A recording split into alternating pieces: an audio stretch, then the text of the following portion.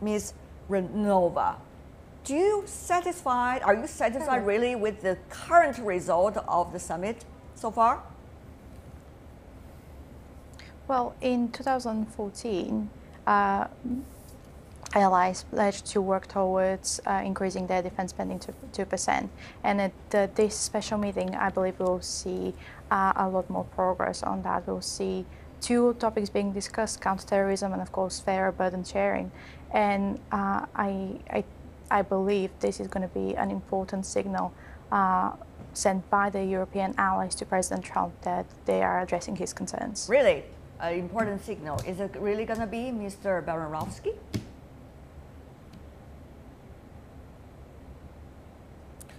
Well, this is of course President Trump's first visit to Brussels, to Europe, and his first NATO meeting, and the expectations are high. The expectations and really a priority number one for President there is to reassure the allies and reconfirm U.S. commitment to Article 5 of common defense across the alliance. And there is no doubt that he will certainly do that. The two other points will focus on the burden sharing. It's a sort of a code name for the fact that the United States is right now paying much greater part of the alliance common total budget, because United States military spending is about 73% of if we pooled military budgets of the whole alliance, yeah. And it's frankly not a sustainable position, and that has to change, and it will certainly change over the next 8 years or so. Well, before we go to our other guest here in Beijing, I do want to follow up a little bit, Mr. Baranowski. If you could be brief here, I want your opinion rather than facts, because we all know the facts. At this point, we heard obsolete, not obsolete, flip-flopping attitudes coming from President Trump. Of course, he met already with some leaders of NATO, and yet not necessarily giving a very public statement about exactly what he has in mind now. So do you expect other flip-flop in the very near future?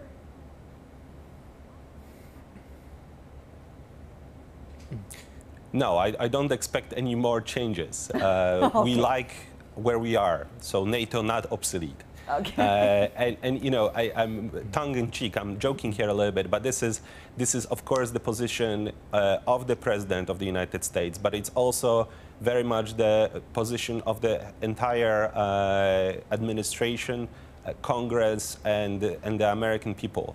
So this is what the United States is committed, yeah, to, and it's great to hear this commitment from President Trump, and surely he will reiterate this in Brussels. This is probably the predominant, most important goal of this meeting. Mr. Tangen, this President is no Trump joke signed, at all, so to say, on the dotted line, yeah, under Article 5. Mr. Tangen, this is no joke at all. In fact, of course, no, Mr. Baranowski is very, no, this is, very humorous in expressing it. Mr. Tangen here in Beijing, this is no joke. You're originally coming from the United States, but we understand this has been the very basic fabric of the U.S. relations with the rest of the world. This transatlantic relationship. Over the time, it changes, but will they still be, and NATO, part of it? Well, the question is, what is the need of NATO? NATO was formed literally to contain Russia. Now, if that is still the optimum phrase, then we go back to 2007 and Putin's speech to the Munich conference, where he questioned this. Why are you continuing to do this type of situation? So getting back to this, I think we have not seen the last of the flip-flops. I do think he will ratify Article 5, but be prepared for him to be pushing very hard on the economics. We talk about NATO, you even mentioned about its history. It is worthwhile to take a look at the history of NATO. Of course, originally, it is a relic of the Cold War. April 4th, 1949, 12 founding members, including the US, UK, France, and Canada, signed the North Atlantic Treaty to provide collective security against the Soviet Union. 1952, Greece and Turkey joined. 1957, first NATO summit in Paris. 10 years later, NATO headquarters moved to Brussels. 1982. Spain joined the alliance as well. 12 new members joined NATO since German reunification in 1990. A lot has changed, though, I have to say, Mr. Cui here in Beijing. So, originally a relic of the Cold War. Then it said our roles has evolved after Cold War ended, and yet Russia is saying, well, you guys are still directing at me because look at what is going on right now in the Baltic Sea. Exactly, what is the role of NATO from your perspective now? Yeah, as we know, since the end of Cold War, I think it has been a very, very hard struggle for NATO to try to look for some more reason for its survival after the Cold War. Because as we know now, even for some expanding, strategic concepts for NATO, and also maybe to some degree a kind of a globalization of NATO. As we know now, it has developed so many called partners or friendship with some other countries beyond or out of Europe. So I think yes, it gives a very, very serious question, not only to Russia or some other, even for some member states of NATO. If we look at it, especially the public opinion from some European countries, they are very, very, they don't understand what's the reason why NATO needed to be continued. And also, of course, at the same time, as I understand it, for United States, for some European countries, they still need an organization like NATO. Once there is Russia, even there is not a Soviet Union. But of course, to some other, to a lot of degree that maybe for NATO, it's a try to show a kind of maybe a power of Western countries in the world. Okay, Mr. Baranowski, keep on waving his head. Obviously, he does not necessarily agree with you. Mr. Baranowski, your points here, briefly. Thank you very much. No, I certainly not agree with the point that NATO is a relic of Cold War that lost its relevance and that there is no support in the alliance for NATO. I mean, in fact, the opposite is true. And most recent public opinion poll by Pew Research Center, released just a couple days ago, is showing an increase of support for NATO, really across the alliance. Not equally, but across the alliance. NATO is certainly evolving. There are different threats to the North Atlantic area. Terrorism is clearly on the rise, but Russia is certainly not out. I mean, we can't forget about the fact that Russian troops are still very much in Ukraine, that Russia annexed Crimea, and that it's threatening NATO member states in the Baltics. So you're saying, Mr. Baranowski, I just want to make sure we understand your point very clearly. So your point is Russia is still a big job of NATO right now. Is that what you're saying?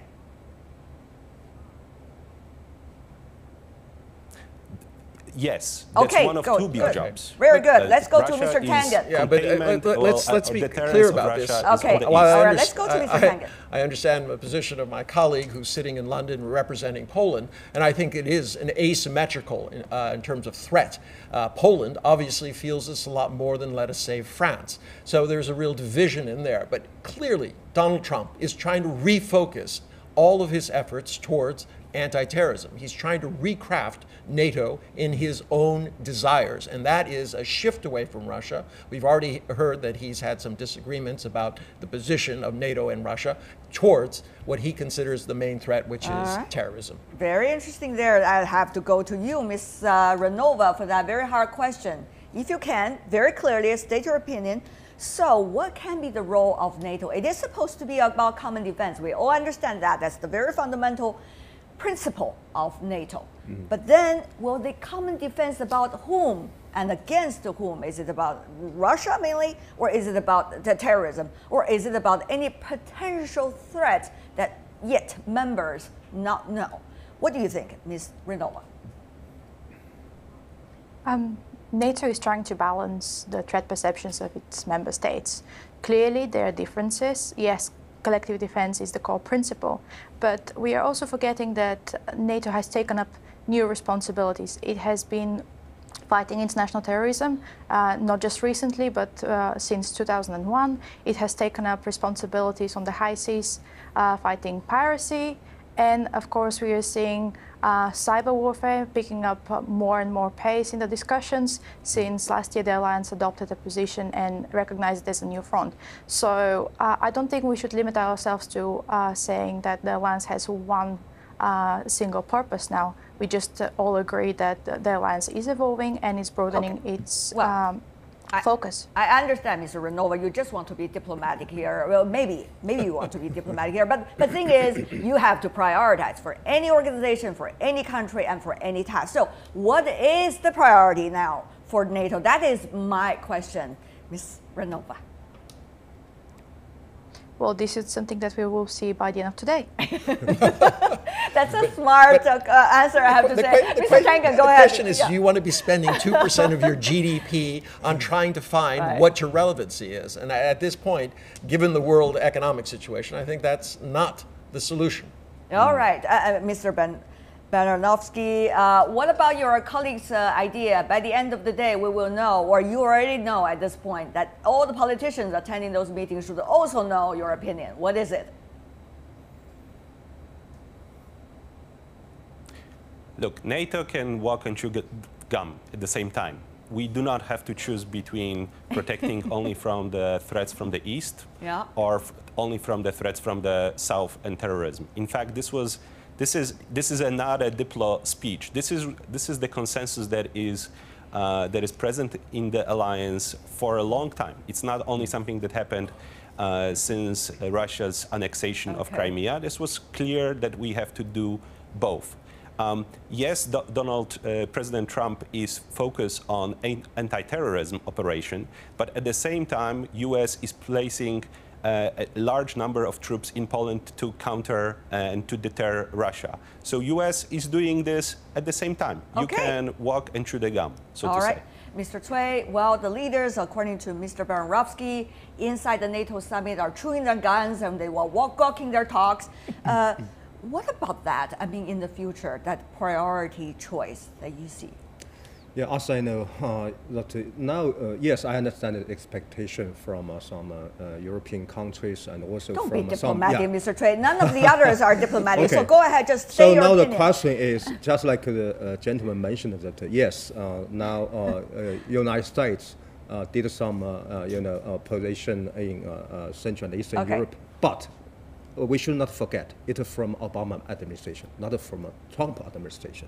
We can find a very, very clear gap of this attitude from the former American government and the current one to the Russia. So I think that's the reason why at this moment Mr. Trump will try to change the focus from eastern of Europe to the south to Europe. Do you from the NATO? Russia to the counter-terrorism. Okay.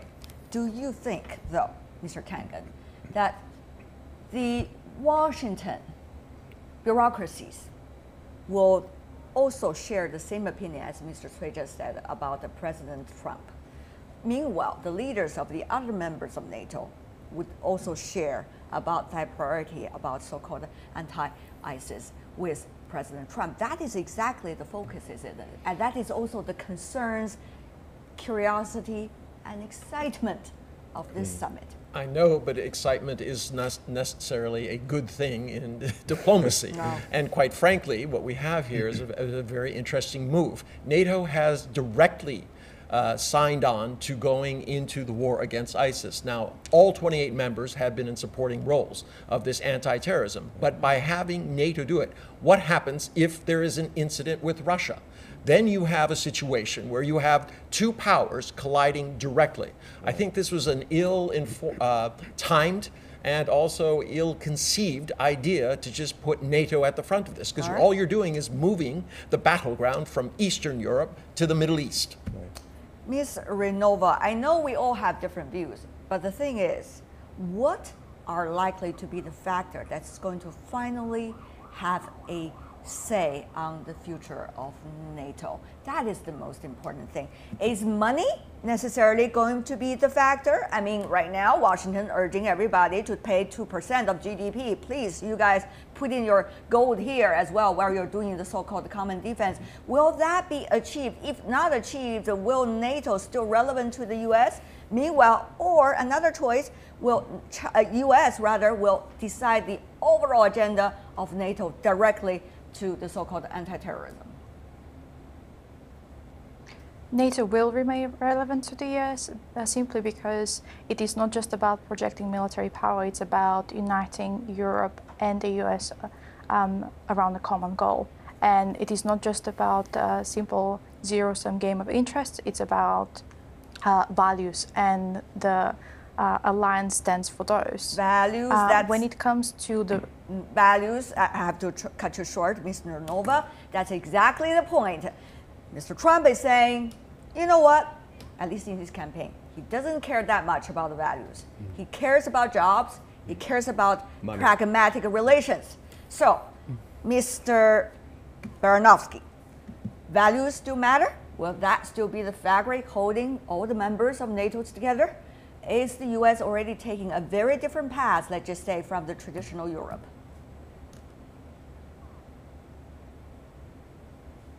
No, I would not say that there is a divergent of paths between United States and Europe.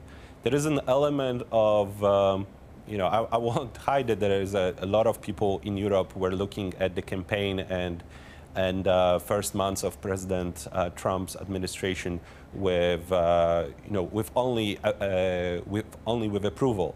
But a couple points. One is this meeting in person is partially designed to talk about these values and work out differences and see if the differences are really there if you strip away the rhetorics of the campaign. And in fact, we have seen some good developments, including meeting between President Trump and Prime Minister May, also the meeting between him and Chancellor Merkel, despite of some of the reports went pretty well. And people also on this side of the Atlantic know that America is more than one president. And there is very much a strong commitment to the values of the alliance that held us together for the last 70 years. So this is not going away anytime soon. Right. And NATO's relevance is also connected to the threat that is still there, very much there, both from terrorism from the south, but also from the east, like we discussed earlier. Mr. Baranowski, I have to report to you while you were talking, there's another gentleman also waving the head as you were earlier. So, Mr. Tangen, what about your point? Before you begin, let me just narrow it down for you. Are we talking about a Europe and the United States taking a very different path, likely in the near future, as a result of this presidency? Or are we talking about that Europe, is it still relevant anymore, much, to the United States when it comes to its overall strategy globally? All right, let's put the cards on the table. Europe is the U.S.'s greatest competitor. Face it, they make everything we do. They have Airbus, we have Boeing. Well, that has been you can't, for some time. With jobs, everything comes out on the table. It's going to be there. It's already there. Trump is meeting Merkel. But I think if you look at the optics of this, the white knuckle handshake between Trump and Macron, where Trump tried to kind of muscle him, and then Macron fought back, and in the end, it was Trump who had to kind of withdraw his hand. What are you trying to say here? I'm trying to say that there is a divergence, and there's no question about it. Hiding behind polite talk won't change the reality. People are wondering exactly what the purpose of NATO is and why so much money should be going to it, and what has it accomplished. It's fine to say, 2% of the European GDP is being asked to be put towards this. What is the value? But on the other hand, Mr. Tangen, and there are no values attached. We have to admit, where's Turkey and Aragon? Campaigning Trump is different from the governing Trump that we all know, and you have also seen President Trump, after swaying somewhat, have been going back in different degree on the original foreign policies of the United States toward different regions, Middle East included at this point. So, Mr. Tangen, while you are arguing so many things in different directions, but probably President Trump is going back to the traditional path. If anybody can figure out what Donald Trump is going to do next, they are unique. I wouldn't debate with you about that point. So anyway, Mr. Cui, what about you? Yes, I think that, but of course now we need to understand what's the new situation, not only for the United States and for Europe, because now not only because of Brexit, not only because of Mr. Trump, Now there is a very, very big debate within European Union is how could Europe get some more strategic autonomy, which means that European countries should be prepared for a situation, maybe a new situation, maybe a new normal, that it should have its own, regional security arrangement without United States. That was debated. How strong was that debate, Ms. Raynova, and how matured has that debate become? How is that debate likely to relate to the result, as you said, Ms. Raynova, the end of the day today? Well, at the moment, we are looking at the EU and NATO coordinating. They've very much focused on complementarity of their capabilities, and the discussion should be focused on how developing the different capabilities, be it within the NATO European pillar or be it through the EU's own coordinated review on capabilities to enhance Europe's ability to project influence and to defend itself. It is not an either or. It should be about the synergies between the two organizations. It should be about establishing a common narrative on the threats that both organizations have to face. So it is not an exclusion, but in fact an inclusion of the two organizations working together towards a common goal. What about the eventual result? What can we expect, and what might be the impact of it? Ms. Raynova, please, from you. Well, we have already seen progress on the fight against international terrorism. They're establishing a new fusion cell in the headquarters in Brussels. We mentioned fairer burden sharing. Allies are planning to submit their plans by the end of this year for the ways in which they try to reach that target. And of course, he mentioned Russia. And I think we have seen agreement across the entire alliance on the priorities for the next couple of years. Okay, Mr. Cui, 30 seconds. There are already, so many common words or so many strategic concepts by NATO. But now the question, I think, for the future for NATO is, firstly, for this European allies, they need to still to keep their feeling about how about this unpredictability of Mr. Trump, and especially how is the real, fact of these relations between U.S. and Russia. Okay. I think it will be very big reasons for why we should change the focus from east to the south. Okay, 20 seconds only left for you. Unfortunately, Mr. Baranowski.